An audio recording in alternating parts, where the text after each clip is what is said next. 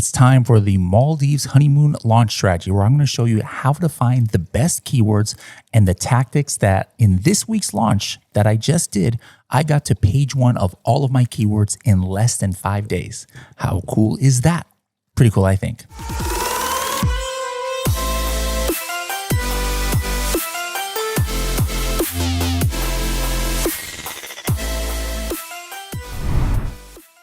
Hello, everybody, and welcome to another episode of the Serious Sellers Podcast by Helium 10. I'm your host, Bradley Sutton, and this is the show that's a completely BS-free, organic conversation about serious strategies for serious sellers of any level in the e-commerce world. And I am here in the Maldives for episode 750. We do this every 100 episodes before. Now I'm doing it every 50 episodes since there's only one SSP episode every week now. So that means we do this once a year. I'm in a new resort here that I haven't been to. It's a Hilton Amingiri.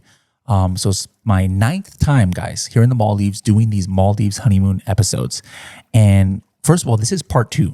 If you missed part 1, that's actually on the AM/PM podcast. So guys, go over to the AM/PM podcast, pause this. You got to watch that one first to kind of understand everything we're going to talk about here. Go to AM/PM podcast on your Spotify or Apple Podcasts, whatever. And that's episode 526. It's the latest episode 526, I believe.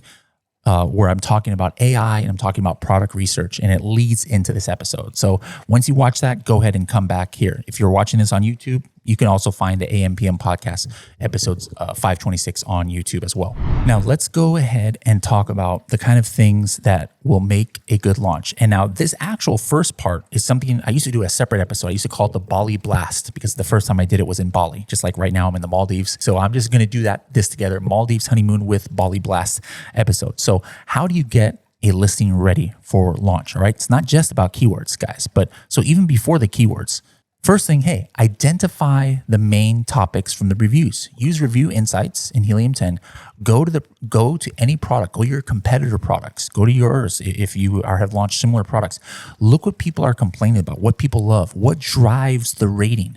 Our review insights gets that data directly from Amazon. It's going to give you that info. Do you miss the old Helium 10 review insights where we can show you the most talked about search terms or terms that are inside the reviews? We can't do that anymore per Amazon's policy. But guess what? Look for your competitor products to see if they are on TikTok. And if they're on TikTok, use the Helium 10 Chrome extension on the TikTok shop page, and you're going to be able to get into the reviews and use that old review insights where you could check, hey, what were all of the top mentioned 1, 2, 3, 4 word phrases that appear in these reviews. All right. So that's something I've never talked about before. A new thing that here in 2026, guys, every time I do this, a lot of this stuff is similar to what worked last year, 4 years ago, but some of the stuff is different. Here's one of them. Never were able to look at TikTok shop reviews. Now you can. Next one, guys, make sure to check the Rufus questions. I've been talking about this for 2 years. It's so simple, guys. Look at the Rufus questions on your own product. If you're like redoing a listing or your competitor products, make sure that your listing answers those. All right. I'll talk a little bit more about an easier way to do that, but even just manually, just look at your competitor's listing. What is Rufus asking? Make sure your listing can answer those in a positive way. Analyze your competitor image strategy. All right. How do you know what to tell your graphic designer to do for images? Or even if you're going to do it with AI by yourself, you need to analyze the competitor image strategy. Like lay them all out, all of your competitors' images. Do most of them in the second or third image have an infographic that shows the size? You probably should have an infographic that shows the size. Does everybody like in the third or fourth image show a human holding the product? You should probably do that too. You can do that in Listing Analyzer in Helium 10 with just the click of a button. Just put all your, it'll print all the images on one from your competitors on one page right there, or just do it manually. Copy it to like a Google slide or something. What about the actual keyword research? How do you build a keyword list? In that last AM/PM podcast episode, we showed you why having the right keywords is still important. It's because if you don't have the right keywords, you're not going to be searchable in Amazon search bar. You're not going to be searchable in Rufus, and you're not going to be recommended by Rufus if you don't have these keywords in there. First one, guys, identify the niche's top keywords. You can do that using a Cerebro search. Just put in your top competitors, and you're looking for the ones that at least like half of them are all ranking for it. And if you take the average rank, it's like maybe 30, 40, 50. It'll give you the top most relevant searches or keywords that people search to find a product in that niche. Number 2, identify opportunity keywords. Opportunity is where only 1 or 2 of your top competitors are ranking for it. This could be an opportunity because they're going to be a little bit less competitive for you to start ranking for it. This is a good way to find some kind of like low-hanging fruit or under the radar keywords for your listing. Next one, do brand analytics keywords. You can do that from Amazon, but it might take you like literally 12 to 15 hours to look up 26 different weeks of keywords. In Helium 10, just download all of the brand analytics keywords. This is not from Amazon or not from Helium 10. I mean, it's in Helium 10, but these keywords come directly from Amazon. This is Amazon's data, not estimations or anything like that, all right? So get the brand analytics keywords, go to Helium 10, put your top competitors, select like the last 26 weeks, or you can like, let's say it's a product that really pops off during like Q4, October, November, December. What you can do is actually just select, hey, October, November, December last year, 2024, 2023, 2025, 2022. You can go back years with the Helium 10 data and in Seller Central, if it gives you access to that, to find what were the top 3 click products. And then make sure to do the advanced filter that says conversion share, the inputted ASINs at least all have at least 1% of the conversions. What does that mean? That means these are keywords that brought you sales to your competitor products from Amazon. In other words, Amazon is telling you that these keywords brought sales, not an estimation. Helium 10 is the only tool that can do this. You could do this, like I said, in Seller Central, download 26 reports and do pivot tables galore, but it would literally take hours. You can do it in seconds with Helium 10. If you don't have this, guys, you're leaving money on the table. You're leaving keywords that you didn't know were relevant, that maybe were converting before, but for whatever reason, the product stopped doing it now. When you use another tool, or even if you're just using Helium 10 Cerebro, you're only going to get the picture of what's happening in the last 30 days as opposed to what was happening 1, 2, 3, 4 years ago for these products that you had entered. In addition, you could use the Helium 10 Zombie Hunter, what's called the out-of-stock product tool in Blackbox, to find best-selling products that are out of stock. So products that aren't even in stock now, like if it's a Christmas product, right? It's not going to be in stock in the middle of the summer. You can actually find those products in the Find Out of Stock Products tool in Blackbox, and then do this keyword research strategy in Blackbox plus this next one. So what it's doing again is finding any keyword that any of the products you entered is one of the top 3 clicked for, and they had at least 1% of the conversions. In other words, Amazon is saying they had sales. Another thing you do, check off Amazon keywords. All right. Go to Etsy. This is for like products that are on Etsy or other places. I like looking at the explore related searches, which is at the bottom of every listing. That's the back end search terms of an Etsy listing. And Etsy is showing you in the front end. So in the back end, Etsy says when a seller is building a listing, what are the top keywords that somebody would search for your product? You would think that these people know what they're talking about.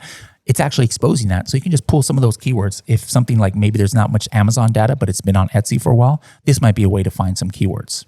Oh, another way to find historical keywords is, first of all, looking when was a product really popping off, all right? Look at the BSR chart, using Helium 10 or Keepa or other tools. When did you see dips in BSR? Go to those months using the historical aspect of Cerebro. This is only in the Diamond plan. And go to that month last year or 2 years ago when it was really selling well. It probably was getting sales from keywords that it's not getting sales from now, or not as much. And so this is a super unique way. Only Helium 10 can do this, where you can find keywords that were bringing sales, especially during these big months. And it's a great way to get keywords for your listing, especially like if it's a seasonal product, you want to get ready for, like maybe it's a Thanksgiving product or a 4th of July or a Valentine's Day product. You want to be able to use this historical time machine to get the keywords that brought it sales during Thanksgiving, during February for Valentine's Day, etc. Next one, search query performance. All right. So this is if it's a product like you're already selling something very similar to, get search query performance keywords from your product that we're selling. All right. This is just like critical. This is amazing data point that Amazon gives, where it'll show you like about 20% of your sales, not all of them, but all of the sales that happened within 24 hours of a click after a search. That's going to show up in this report. Find it in Amazon, just download the last 12 months one by one, or in Helium 10, find that in 5 seconds, where you just select the last 12 months and it'll give you all of the keywords that brought you at least one sale. Even some products that don't sell well, I've got like 150, 200 different keywords that have brought sales in the last year. All right. So again, if you're launching a product that you've had similar success with in the past, this is a great way to get keywords. Next one, reverse engineer PPC strategy. This is something new for this year I haven't talked about in previous years. But in Cerebro, we have this new filter where you can say, hey, I put in like 10 competitors, and I'll be like, you know what? Show me where at least 3 of them or at least 4 of them have sponsored rank between 1 and 5 or 1 and 10, meaning they're advertising on page 1 or they're advertising top of search. This is a great way to find keywords that are important to your competitors, especially the higher search volume ones. Think about it. Why would they be bidding for top of search if it wasn't a keyword that they must have had success with? All right. So this is a great way to kind of reverse engineer your competitors' top of search strategy for their advertising. And then you might want to focus on top of search for those keywords. What if you have no tool at all? Hey guys, use Product Opportunity Explorer. All right. Product Opportunity Explorer, it's not going to be better than the data you get from Brand Analytics or Helium 10. All right. No, it's just end of story. It's not. But for free, you cannot beat the quality of this data. The problem with it is not all newer products are in here, like unless it's been like established for a while. Very few percentage-wise of products you can actually find in Product Opportunity Explorer. But if you can find some competitors that are in here, it's, again, free information. You're going to get 10, 15, 20 keywords that are related to that niche direct from Amazon. The drawback of this data is there's many products in a niche, and you don't know which ones like maybe there's one competitor that is really similar to your product. You don't really know in the niche keywords which ones drove sales. Like, it's just part of a niche. Like maybe half the keywords didn't even draw one sale to this competitor. So that's the only drawback. But guys, come on. This is free data from Amazon. Use it, all right? Next one, find keywords where any competitor is in the top 2 to 4, 5, or 6 pages.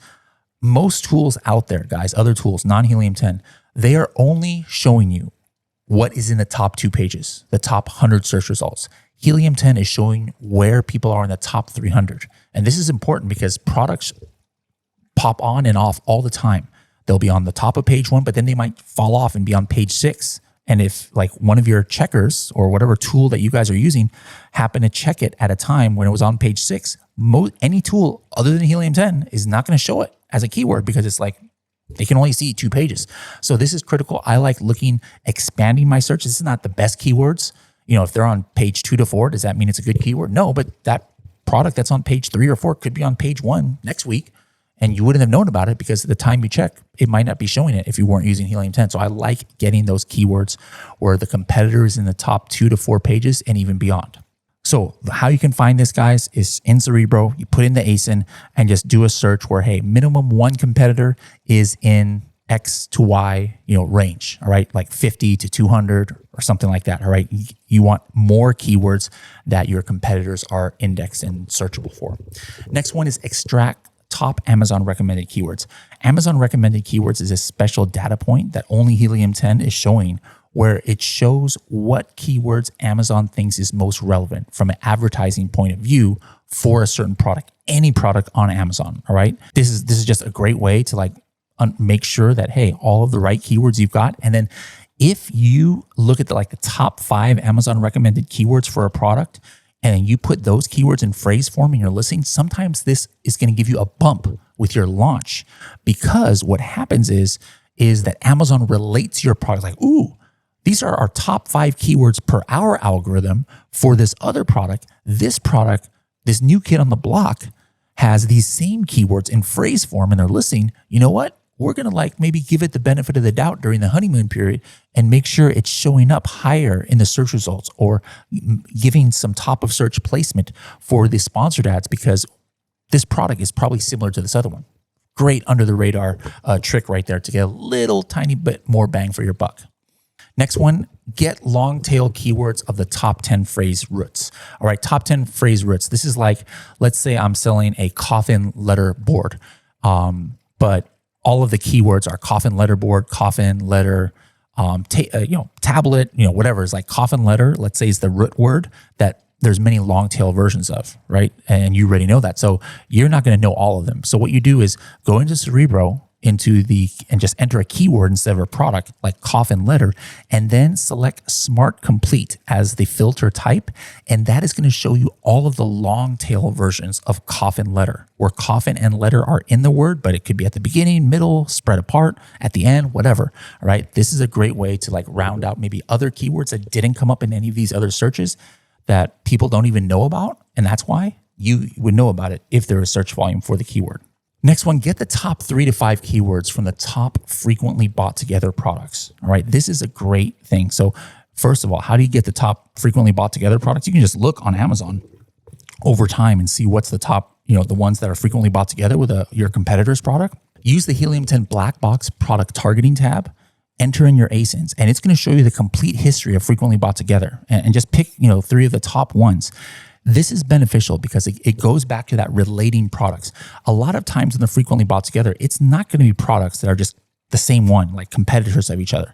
If maybe I'm looking at a coffin shelf, there's going to be frequently bought together products that might be like bat-shaped stickers or a number 30 balloon, or for some reason for like a 30th birthday party that's spooky themed, whatever, right? So I like to get the top keywords from those products. In other words, using Cerebro and find the top 3, or doing that from brand analytics. Where were they the top 3 clicked or something like that? Because again, from day one, it's going to help me in my product targeting ads. And it's also going to help me, show up a little bit potentially in auto targeting by Amazon, because it's going to relate my product to these products. And now you have a history that people are buying these products together, or, they're considering them at least, at the same time. And so this is a great under the radar method to get indexed for more keywords and be searchable, but you're never going to be on page 1. Like if I'm selling a coffin shelf or a coffin letterboard, I'm not going to get on page 1 for bat-shaped stickers, but I don't need to be. I just want to be related to the bat-shaped stickers. So it's going to be easier for me to target them in sponsored display and product targeting ads. And then again, from day one, maybe even show up in some auto campaigns. And it's not like a guess that maybe my product might do well. If my competitor has the same product as me or a similar one, and they're frequently bought together with this other product, there's proof right there from Amazon, from the horse's mouth, that this is a good move to do. Next one, if you have more than 10 relevant Spanish keywords, which most niches do because there's so many people searching in Spanish, check the translation. Check the translation on Amazon for your listing and go to Spanish mode and see if those phrases are in phrase form. Remember, the Spanish mode is automatically done by Amazon. And if the top searched keywords are not in phrase form, open up a case with Amazon and say, hey guys, I noticed the Spanish translation for this does not have this keyword in phrase form. Can you please edit my bullet point to change it to this word instead of this one to make it more searchable for our mutual Spanish speaking customers, right? So it's another under the radar thing. I don't think many people are teaching this strategy, but I think it's important. Is it going to be a game changer for you? No. Could it get you 4 or 5 more sales a month? Probably. It probably would, especially if you're not indexed for the right Spanish keyword. So actually, if you're not indexed for the keyword at all, it might get you more than 5 sales a month. All right.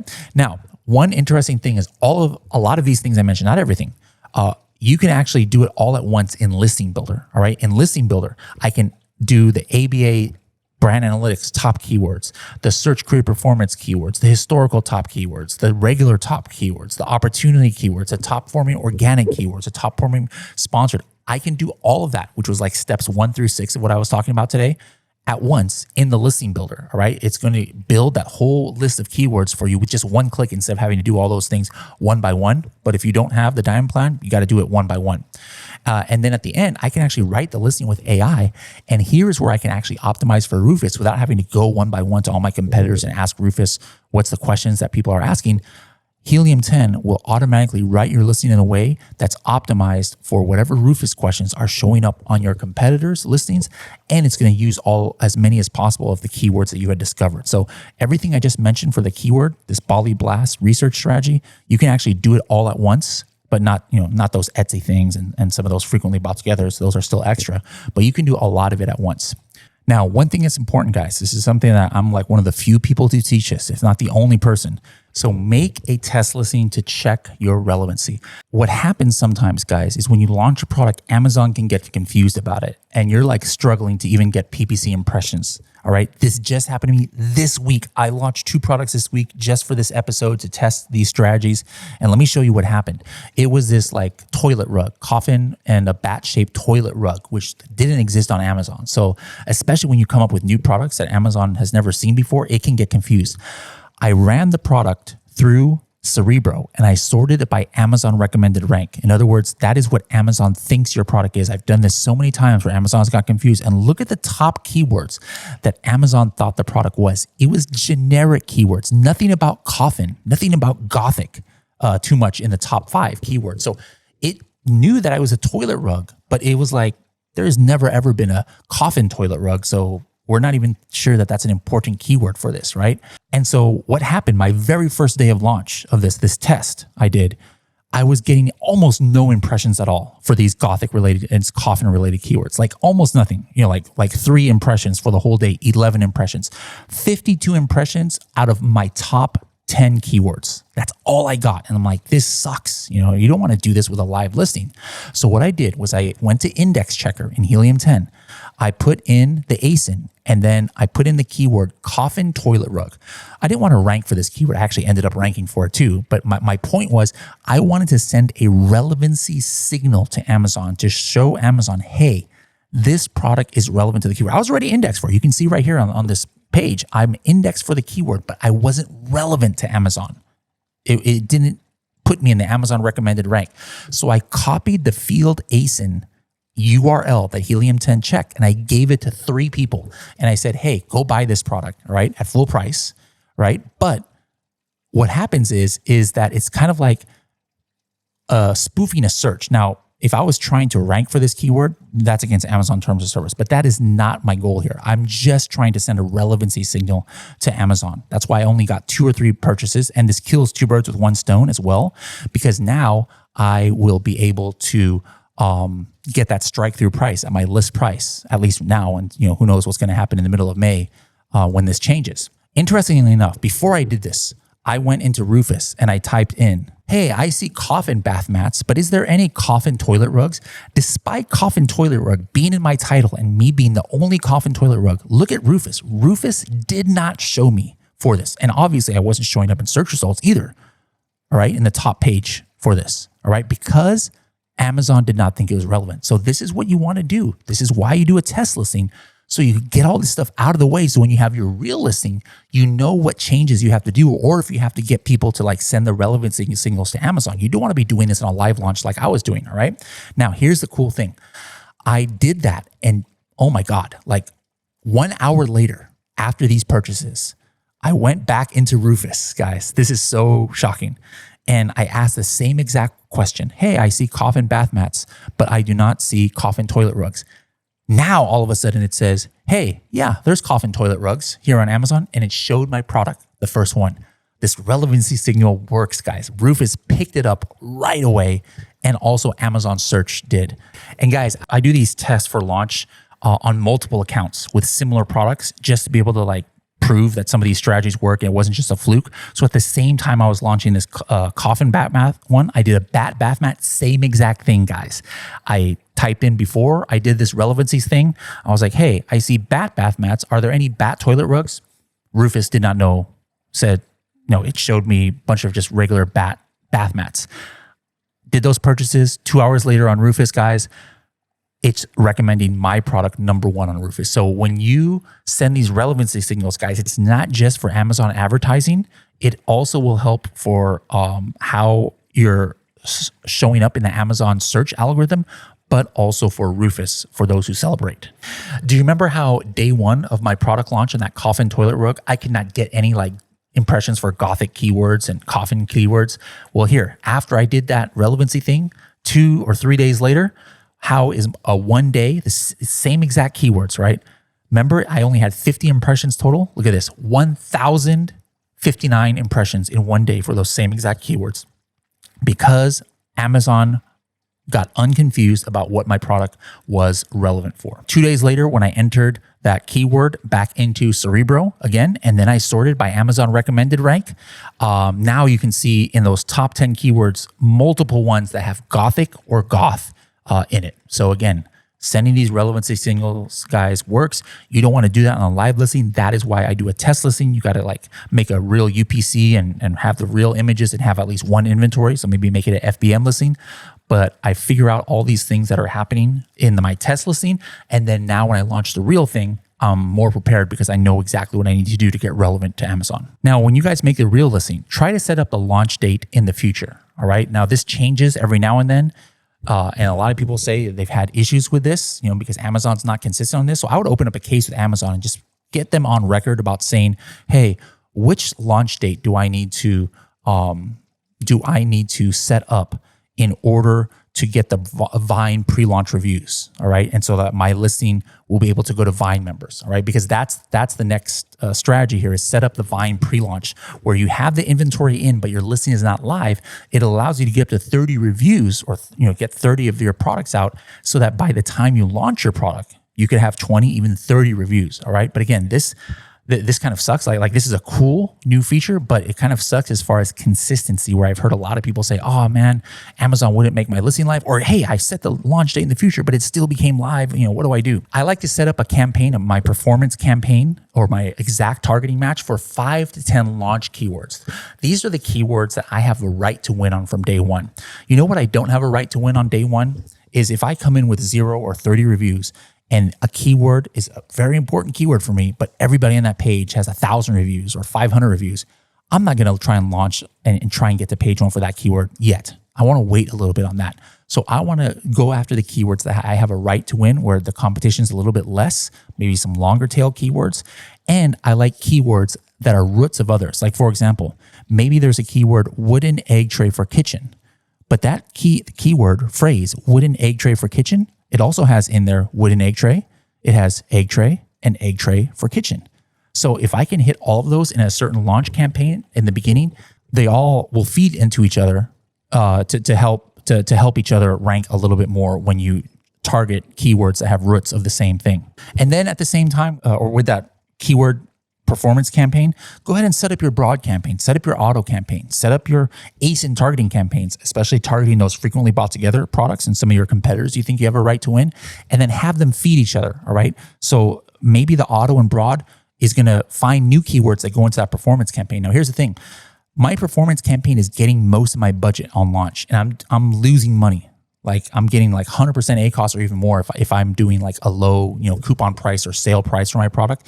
That's what I do when I'm launching as well, is I do like a big sale or a discount. Got to be careful now. It's when you do these sales or discounts, you're not going to get strike through pricing in the future, and you could lose the buy box if you don't do things the right way. So that's like another conversation, but be careful of that. But anyways, I'm really focusing on launch, right? Those launch keywords. So I don't have high budgets or high bids on my auto and broad campaigns yet, because I want most of my overall advertising budget to go to those launch keywords. Your top 30 keywords especially the ones that you're launching on, plus your more important longer term ones, add those to Keyword Tracker, turn boost on, right? See what's happening hour by hour on those keywords, especially your sponsored ranks. If you're launching for certain keywords, you want to be the top 4 positions to be in the top on desktop, or maybe you want to be in the top 2 sponsored positions, which is how it looks on mobile to be one of the top ones. All right. So turn boost on. It's the only tool, the keyword tracker tool, where you can track 24 times a day in rotating browsing scenario. Next one, activate alerts. All right. One of the top things that happens to new product launches is some random employee will go measure it wrong, right, in the first few weeks of a listing. So make sure that you have alerts on, and it'll alert you if your title changes, if Amazon all of a sudden changes your image, or you become an adult product because somebody threw something in your backend, whatever these things are, but especially Amazon remeasuring your listing wrong, alerts is going to send you a text message to let you know when it happened. Going back to that relevancy signal, regardless if you have to do relevancy things, get 3 to 5 orders at list price. I did that this week with launch. I did 3 orders, and then I lowered the price to a $9.97. My regular price was $24 or $24.97 or something. And look, guys, I got a strike through price, big red letters that said 60% off. Now, here's the thing. As of May 18th, Amazon is changing it. So will 3 orders be all that's needed in order to do that going forward? We don't know. There's a lot of new changes. Amazon just says, hey, you had to have sold it at the list price, but it doesn't say how many you had to have sold, right? So let's see what changes as far as this goes. Another hack might be, hey, if you have the same UPC up on Shopify, make sure the Shopify listing or your website listing has that list price. Who knows? Maybe the strike through pricing, or it might say typical price, might show up. But the one thing it's not going to show up, if you get like too many orders at the discount price, that typical price is not going to show up anymore, because that's the new typical price is your low price. So just be careful with this. Next one, monitor your CPR numbers. All right. So CPR is a number in Helium 10 that tells you how many orders after the search of a certain keyword you have to get in order to have over 8 days, in order to have the best chance to stick your landing. Not a guarantee, because there's no exact algorithm, but this is something that we did. We tested hundreds of listings on this. And so that CPR number means how many orders you need to get.